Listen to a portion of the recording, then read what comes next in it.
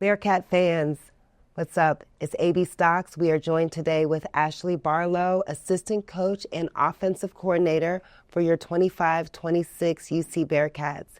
Hello, Coach Barlow. Hey, how are you? Thanks for having me. Oh, thanks for being here and chatting with us today. So much to pick your brain about. Oh, man, really? Okay, Yeah. let's get to it. Well, let's start with overall.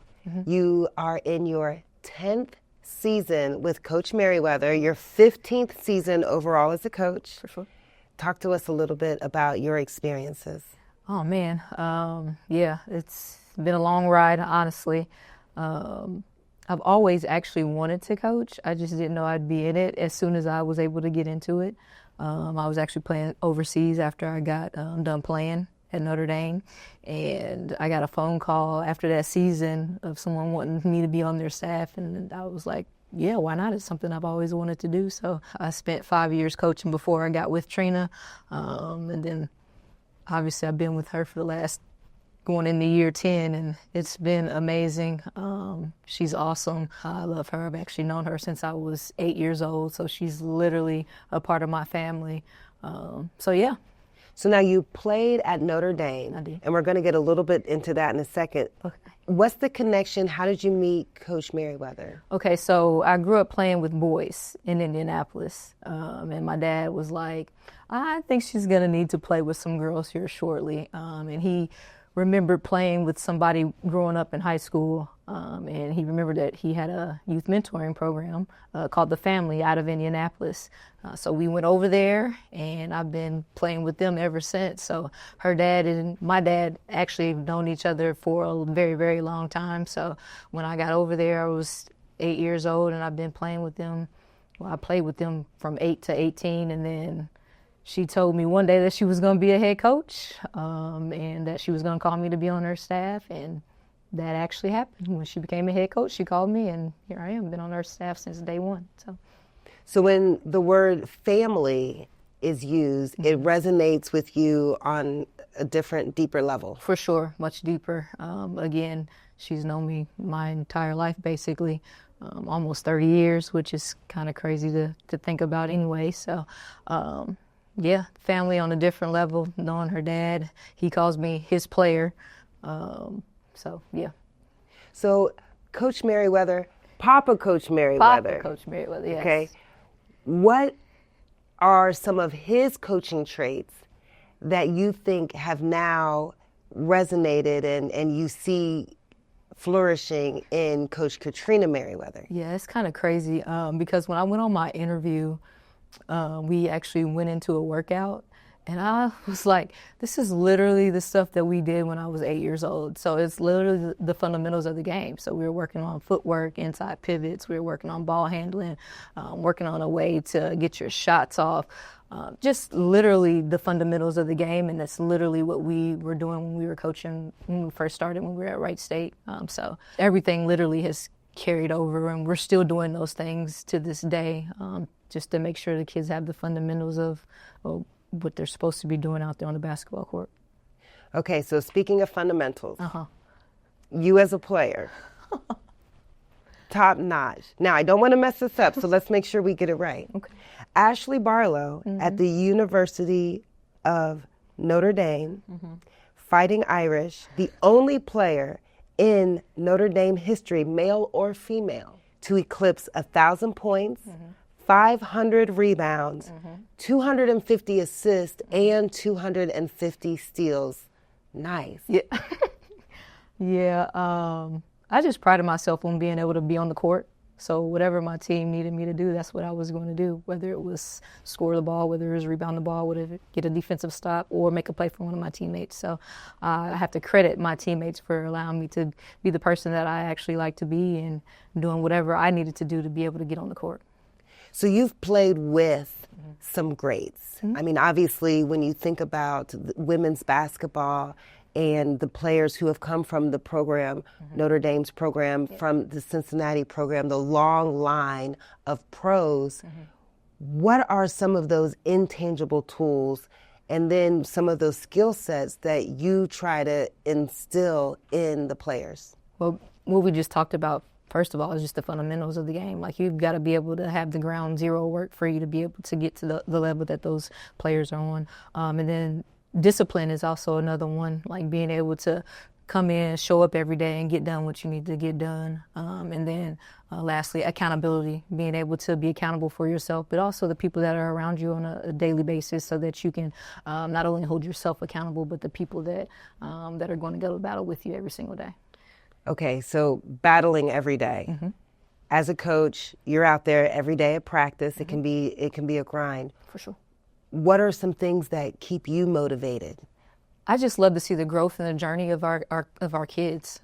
Just being able to see them from when they come in on the first day to when they leave, and when they're able to graduate at the end of their 4 or sometimes 5 years with these kids these days. But just looking at their journeys, it's been incredible to see somebody like Jill, who was here for our first 2 years, and then going on to Reagan, who again has been here for our first 2 years, and then just seeing her growth over the last 2 years, and then seeing what she's been able to do as a leader during the summer and then into the fall workouts and heading into practice. So it's just good to see the growth of the young ladies. I'm glad to hear you bring up Jillian Hayes. Mm-hmm. So Jillian Hayes being the type of Bearcat Mm-hmm. who stellar career, and so now she's transitioned, and after getting all Big 12 honors, Mm-hmm. she's now an alum. Mm-hmm. How does alumni play into the sisterhood Mm-hmm. and the legacy that the coaches are growing and expanding on here at UC? Mm-hmm. Those alumni, they laid the foundation. People like yourself, and then obviously Trina, have definitely laid the foundation to be able to be on the level that we are right now. Just for the most recent ones, Jillian Hayes being one of the most recent ones, just seeing the work that she put in, and just, again, somebody else that's laid the foundation for these young women that we have right now that are able to reap the benefits of how college athletics are going right now with the NIL and rev share and different things like that. So just the foundation was laid with all the hard work, all the, I'm sure, tears and all the pain sometimes, but also the joy that you got to notice and to experience while you were here to be as successful as you possibly were. What keeps you, Ashley Barlow, sought after coach, established in the profession, what keeps you at the University of Cincinnati? I have to say the people. It's Trina, and number one. Again, I've known her since I was 8 years old. Again, she told me right after I got done with college that she was going to be a head coach and that she was going to hire me. So just that loyalty, being able to be and work under somebody like that and to soak up everything that she has to share every single day. She's very knowledgeable, and I feel like I learn something every single time that she opens her mouth. So just being able to learn from her and being able to be in her shoes and to be able to just walk next to her every single day is what has kept me here. So one of the fun things of coaching is the travel. Mm-hmm. Can be a grind, but it's also a joy. For sure. Talk to us a little bit about the beautiful trip that the team got to experience this summer on the foreign tour to Italy. Oh man, that was so much fun. Actually, fun fact, I actually was able to go there. We went right before my senior year at Notre Dame. So this was my second time in Rome. I actually turned 21 in Rome, so that was pretty fun to actually be able to go back and see all the things again and remember them. We got to bond with each other. We got to play some games. We got to sightsee. It was really, really fun, and I'm sure an awesome experience. It was an awesome experience for me, and I'm sure the young ladies had a great time as well.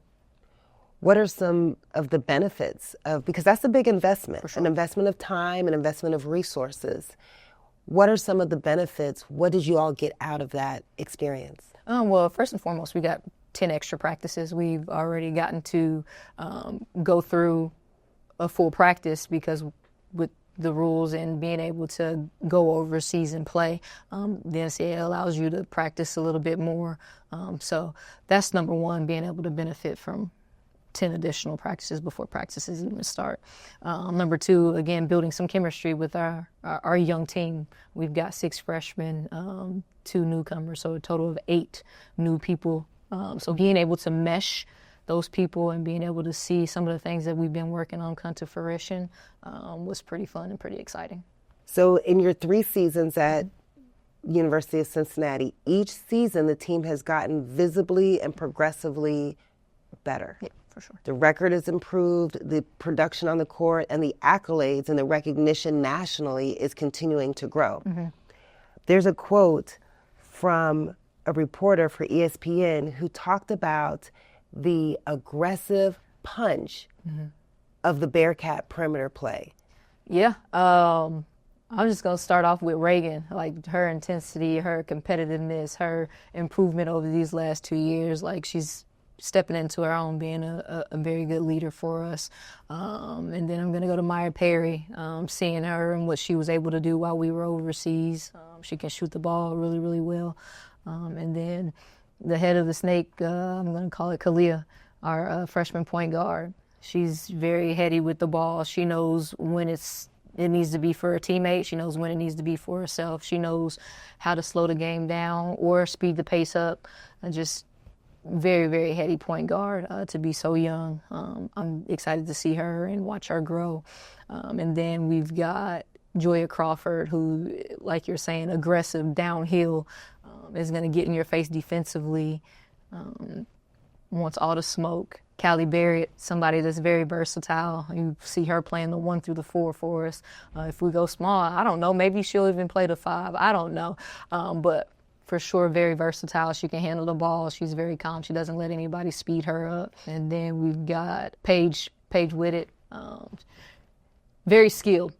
Somebody that's going to come into the game and she gets her feet set. She's going to be able to knock it down like, yeah, it's actually ridiculous, her form, and you can tell the work that she's been putting in. So pretty excited about this group of guards that we have. And again, not just Callie, but everybody's pretty versatile, but it's going to be really, really good to have Kalia for us because she's, again, the point guard that we need, somebody that's going to run the team and going to be like a coach out there on the floor for us.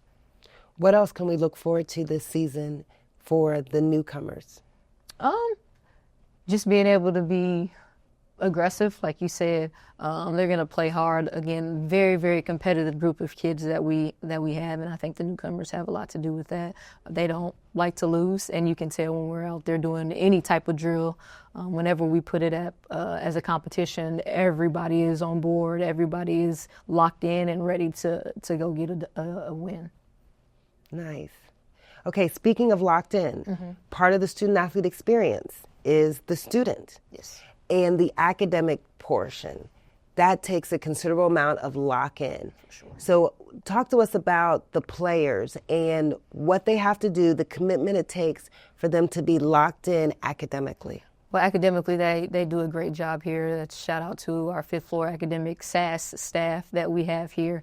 And just shouting out the academics that we did. Last semester, we had a 3.7 GPA overall for our whole team, which we had 3 kids that got a 4.0, 12 kids, I think, were 3.0 or higher, and then 12 kids, again, on the honor roll. So just, again, locked in, focused on everything that they are doing in the classroom. They're not just doing great on the court, but working as hard as they could in the classroom as well. But just leading back to the 5th floor, Sydney Murphy is our academic advisor, and she has her team of people up there as well, helping her.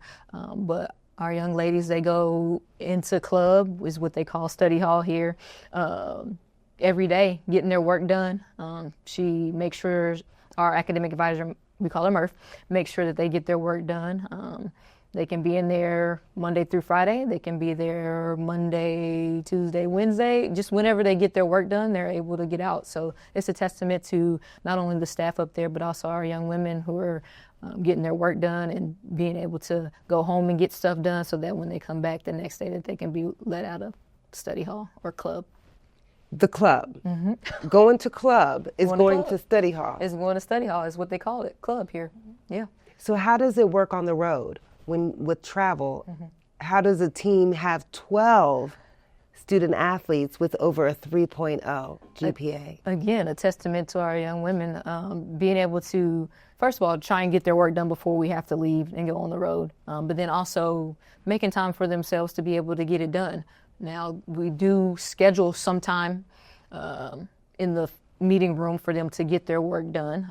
It's about an hour each trip. On the road? On the road, yes. But most of the time we do not do that. That is just them getting their stuff done on their own in their rooms when they're figuring out. Now we, again, talk to them and make sure that we are following up with them. I'll get an email about all the stuff that they got left for the week.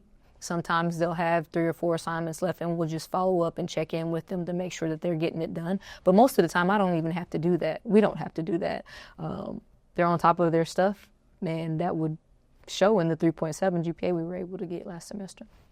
So a little bit what I think I'm hearing is accountability is a strong value, a core value of the overall culture here for the Bearcats. For sure. Yep. It's one of our pillars. Trust, respect, accountability, commitment, and ethics. So yes, it's definitely one of our pillars, and we are heavy on that. You're not always going to be perfect. We're not asking you to be perfect. We're not perfect. So just make sure that when there is something that comes up, you make sure that you tell us so that we can help you figure out what to do next. And then also, like when you do mess up, we're going to hold you accountable, but we're not going to hold that over your head. You're going to get what you need out of it, and then we're going to move on. We're not going to keep harping on it. Like, you know what you remember what you did last week? Like, we're not going to keep doing that. We're going to hold you accountable for it and then move on. And as long as you don't continue to make the same mistake, we're going to allow you to move on. So the life development that is just inherent then with the Bearcat experience, what else do student athletes have to look forward to throughout their journeys here as a Bearcat and then graduating and then to their next chapter? Yeah, I think Trina, as well as all of us, we do a good job of helping with that. Trina likes to say, come in as a young lady and graduate a young woman. So we're all about the process, and seeing where you start to where you finish is something that's very important to us. But we're just going to help you with life lessons through basketball, because basketball can teach you some life lessons, but also when you're not on the basketball court. But the time management skills that comes from basketball as well. Organization can help you with basketball as well. So just different things like that. We're being able to help you with your process along the way.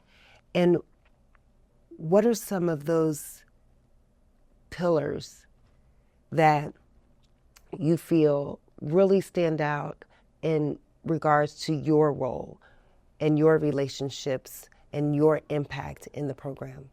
I'm going to say accountability. I'm always the one that's going to pull you over to the side. I'm not going to yell at you. I don't like being talked to that way. So I'm going to pull you over to the side, talk to you, ask you a question, make sure you understand what's going on. I'm not just going to go at you and blame you for something. I'm going to get the full story first, and then we can work from there.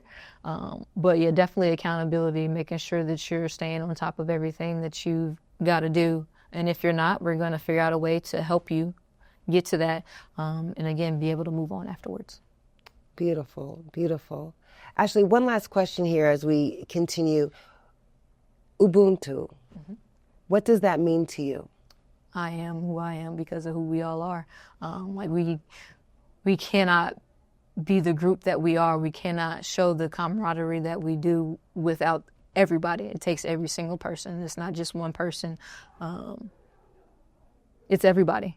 We got to make sure that we're pulling everybody along and making sure, again, we're holding each other accountable for the things that need to get done so that it runs smoothly. Awesome. Thank you so much for your time. Thank you for having me. Now back to the court. For sure. Back to the court. Back to the court. Thank you, Coach.